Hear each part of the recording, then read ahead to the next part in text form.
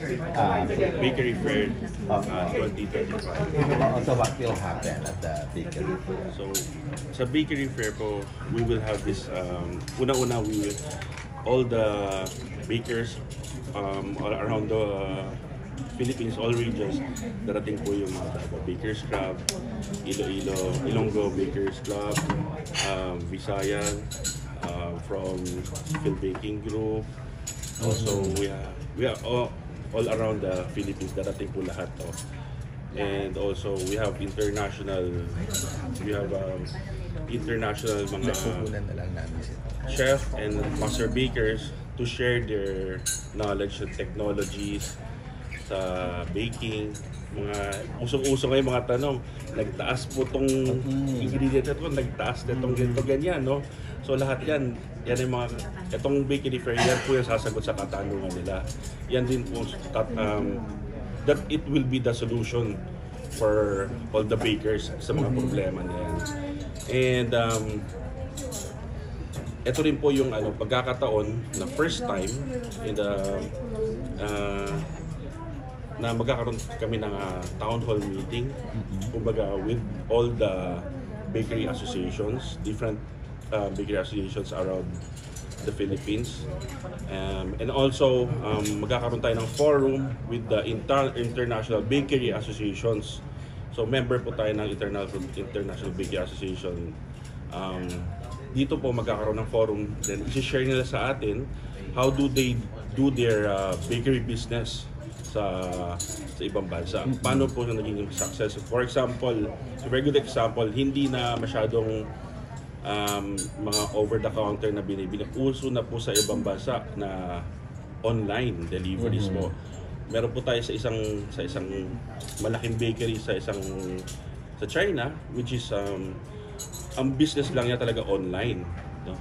Wala po silang physical stores, but it's all online po. Sunod-sunod pang paglaki ng planta. So we would like to have this kind of business na mapag-aralan natin. So ano ba yung mga talagang nakaka-hamper para sa growth ng industry ng bakery?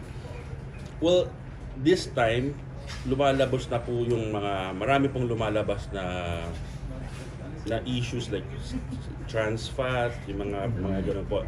So mga mas maganda po yung mga end users natin, consumers natin, nagiging health conscious, no? But isa rin po itong nagiging ng problem, a bit nagiging hindi naman problem, kumbaga challenges para sa mga bakers to develop more healthier breads, healthier products na hindi maka-affect sa kalusugan, no? Also, syempre, pag gumamit po tayo ng sinasabi natin na clean label. Ang clean label po, hindi po, bawal po gumamit mga chemical preservatives, chemical colors. So, ang clean label is natural lahat.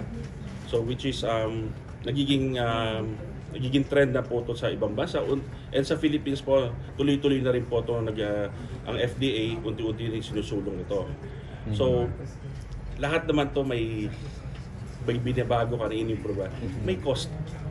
May costo pong kapalit. So, ito pong pagkakataon, bakit po tayo nagkaroon ng bakery fair? Kasi darating po yung mga different suppliers from around the world to share paano paggamit ng mga natural ingredients to use it sa breads natin with a very minimal cost. Yun po yung mga, for example po, eggs, nagmahal din po itlog, asukal nagmahal, mantika nagmahal.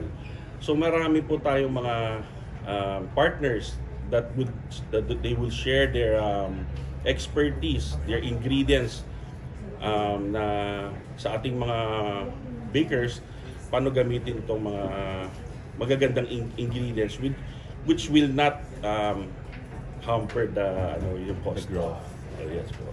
So yung prices ba sir ng products niyo sir, has it kept in pace dun sa inflation sa price ng mga raw materials? Honestly, we would like to support, no, especially DTI.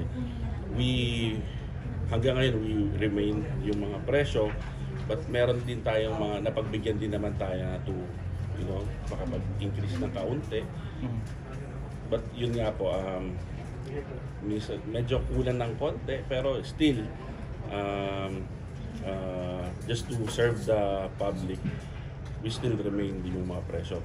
Without, baka nabanggit ni Sir kanina na baka naman binago yung presyo, baka mabawasan din tong liliit. Ayun nga po, i-share ko po sa inyo kanina, with the help of our mga expert, hindi po liliit yan. Meron po tayong gagamitin na it will enhance the flavor and also the health benefits po. So, sa experience nyo, ano yung bread ang talagang pinaka-in-demand? Gusto talaga ng mga tao? Well, syempre, yung nakasanayan natin pandesal.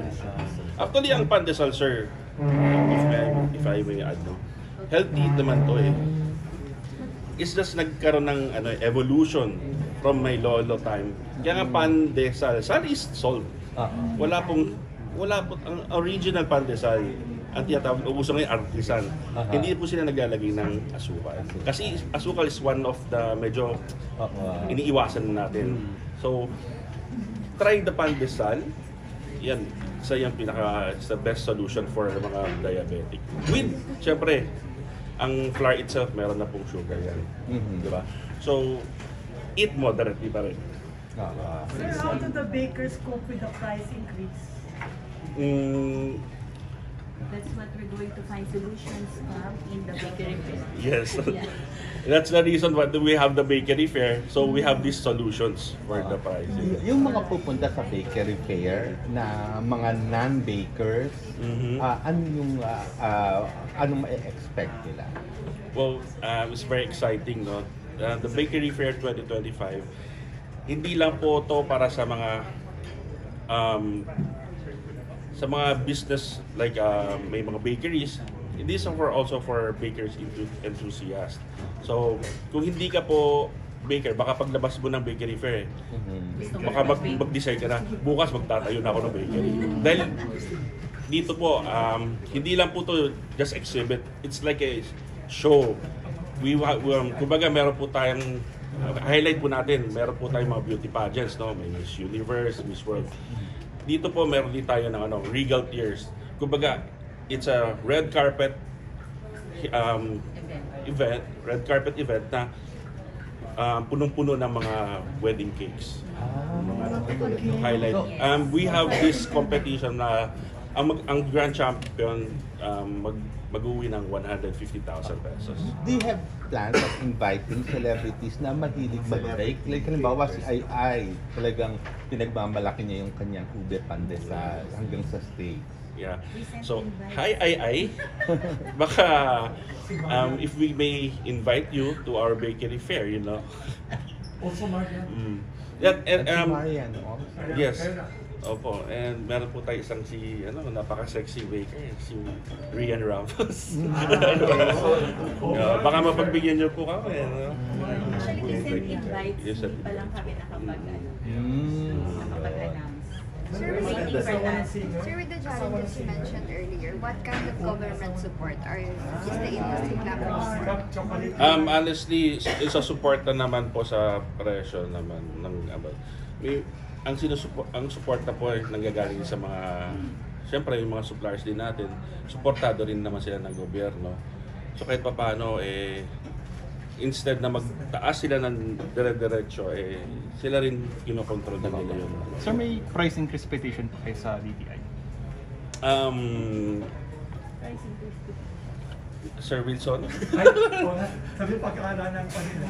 Pag-aaralan pa nila. Pag-aaralan pa, sir. Pag-aaralan ng association. Magko-consult pa rin. Malalaman sa Sa Bakery Fair, malalaman natin yan. Abangan ninyo po. So, thank you very much. Maraming Let's have lunch first.